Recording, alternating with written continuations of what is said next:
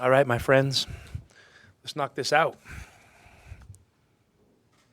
Braden needed a game like that to maybe give us confidence. Yeah, I mean, Braden just needs he just needs at bats. He just needs to continue to take at bats and take swings, and he'll figure it out. And he had a lot of really good parts of the game today. And the cool thing is, there's so many things he can continue to get better at. But I was really happy with how he went about today.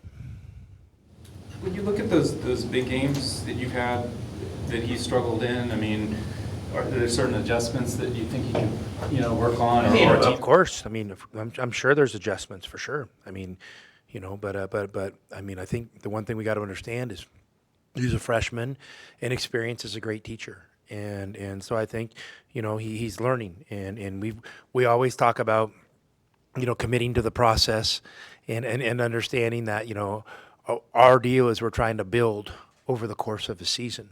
So yeah, guys get better, guys play better, and sometimes it's you can point to a single thing, and sometimes you can just say it's just an accumulation of experience. So Braden works really hard, and I'm happy he got some results today.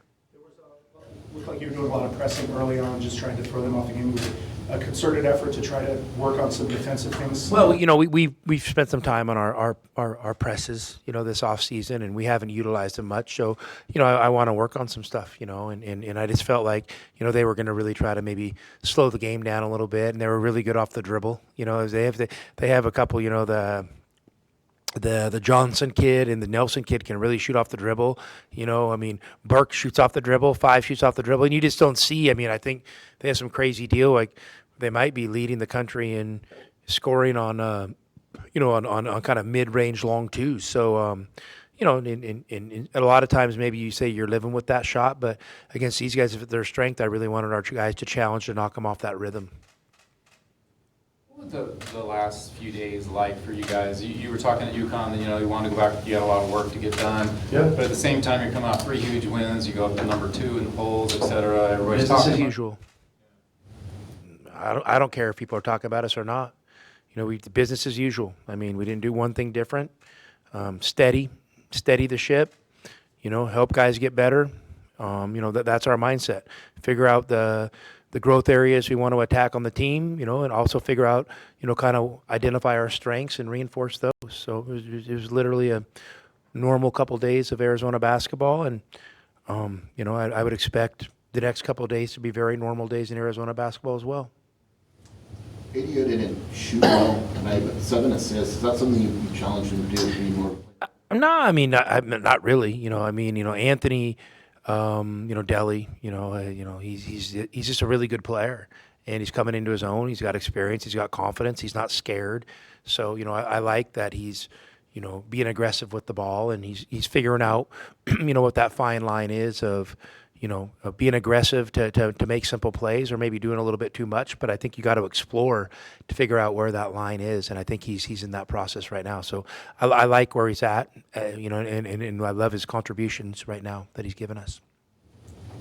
Obviously, Bryce James still hasn't played. Is there any progress towards his decision? Same. I mean, guys, it's a tough spot. I mean, Bryce is an awesome kid. And, he's working hard, getting better at practice. But, everyone's running a different race. So, Bryce is, I think, comfortable with our conversations, and I think his family's comfortable with those conversations. And, again, we want to give Bryce the most options he has long term. And so that's why we're doing what we're doing. Ivan has shown the ability to hit the three. Do you think that he's better in that vein of driving to the basket, using that physicality? Again, he's a really good all-around player. I love his physicality. I think there's some real potential for playmaking, with him, and being able to play through him a little bit in certain scenarios. So yeah, I like that he's kind of figuring it out on his own. The shooting. It's going to come, and I think that's an important growth piece for us over the course of this season, is just kind of settling in on, what are the right shots, for him, and when is the right times. Kind of settle in because he can do so many other things well. We don't want to just get hung up on one thing. You guys came into this game rated 362 in percentage of threes as overall shooting. Obviously, there's some context there with the teams you played and the bigs you have, but how close to that? And then tonight was what, 40%? Where do you think you guys will be in the, over the course? I have no idea, to be honest with you. I mean, I wouldn't even know how to answer that. I mean, we obviously value free throws. I wish we shot those a little better tonight. We value paint points, but that doesn't mean we're not going to shoot threes. I mean, I was happy with most of the shots we took tonight. So, I don't have like a set formula. It's more of like a mentality and a possession by possession thing to find great team shots, whatever those may be. And if those, honestly, I didn't even realize in the UConn game that we only shot 10 threes. It didn't even cross my mind. Not on the topic of tonight, but last week you guys signed Cam Holmes. Yeah. The type of player he is. And Cam Holmes is first off, he's a great young man from a great family, super high character, great energy. I mean, he's fun to be around. His teammates love him, coaches love him, and he's a really talented player. I mean, he's got electric athleticism. He's a lefty, which makes him really unique as a perimeter player. He's got good size. I think he's a really good two-way player. I mean, he can already shoot the three, handle the ball, finish above the rim. I mean, there's a lot of things to really like about him. So, we're really excited we got him. But, again, we love his talent, but we're more excited about his character and how he's going to fit into our program. Number one for a couple years ago. I know you've had many times at Gonzaga. I didn't know. There was some talk maybe you'd get there this time. I didn't know, like, especially when that hits early in the season, how does that affect you? And, Not is at it all. just well for you to be number two and not? Doesn't matter to me. I mean, it doesn't matter to me. I mean that team they have that's number one looks pretty good to me too. So listen, that if I'm worried about that kind of stuff, I'm not worried about the right stuff. So, that's here's what I tell our guys. The rankings are a vote. They're voted on by people. It's not a result. It's a vote. So and I don't know. I mean, I'm not calling into question the votes because I really spend no energy even thinking about it. So we're not into what people are voting. If we were into that, we would have been worried about the preseason stuff. We're into actually what we're doing on the court and where we're going. So that's where I keep my focus. Go ahead, Bruce.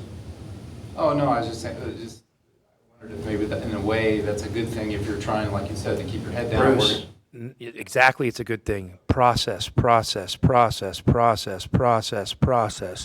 That's my job as a coach, not to worry about voting results. This isn't an election. This is a competition. So I'm going to focus on, making my team the best team possible. The coaching staff, but you guys have a lot of veteran leadership on this squad.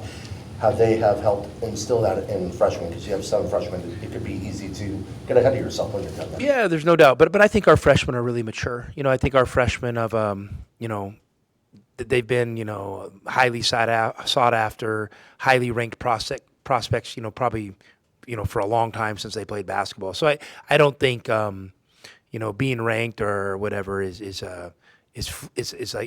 like fleeting for them. I think it's just like, oh yeah, we're ranked, whatever, let's go play. And but yeah, the veterans have all been there. They know the most important thing is performance, not performance and process, not ranking. Well, what's your thoughts on just this whole? I know the rule changed, these MTE rules where you don't have to do this next year, but you had to do this thing where you have these guys tonight and then Norfolk and trading with Wyoming or whatever, and I don't know what. I mean, it's I don't know. It's complicated, and I mean, like, let's make it less complicated. I think that's what they're doing. I think next year I think we actually go to 32 games, and we can schedule them however we want, which makes sense because I think scheduling's it's not a one size fits all thing, and depending on where you're at with your program, you got to schedule certain ways to give your team the best chance to be successful. So, yeah, I mean, I'm glad they've kind of gotten rid of it and just went to more of a common sense approach. Do you have the ability to play more than one MTE in a season? Is there any rule about that? I mean, there's no more MTEs. Well, no, like something like Maui, like that doesn't count as Probably MTE. could. I mean, I imagine you probably could play, You know, if you wanted to burn all your games on tournaments, you probably could. I mean, I haven't heard anything otherwise. But I'm gonna be honest with you guys, I haven't like looked at the fine print on the rules. So I mean, I don't want to misspeak. What's the plan for you guys for Thanksgiving Have Thanksgiving dinner as a team. That's our family. on Thursday? Yep. Your place? I don't know. We'll have to see. Pickleball tournament on the side? No. We're locked in on basketball, Bruce. What's your thoughts on, speaking of MTV, just the Players Era deal, and the Big 12 is going to have auto bids, and next year you're going to Maui, or you're still going to Maui? Or Yeah, for sure. We have a contract. We're going to Maui. I mean, nothing's changed. And the Players Era deal, I mean, I got to learn more about it, to be honest with you. I mean, I gotta make sure it makes sense for our program too. You know. That maybe the way that thing's going, that it could kill off Maui and, Atlantis. Yeah, I mean, I don't know. I mean, I guess, some of these tournaments are going to have to adjust, I mean, I would imagine. So, listen, we know how many changes have happened in the last 1, 2, 3, 4 years. So, like, I'm not even going to, like, prognosticate on what I think is going to happen because it really doesn't matter. And hey, there's something special about the tournaments in Maui. And we signed up for it years ago before obviously we knew, we probably signed up for it 4 years ago, 3, 4 years ago before we knew what modern day, NCAA basketball looked like. So, we're going to honor our commitment. Thanks, guys.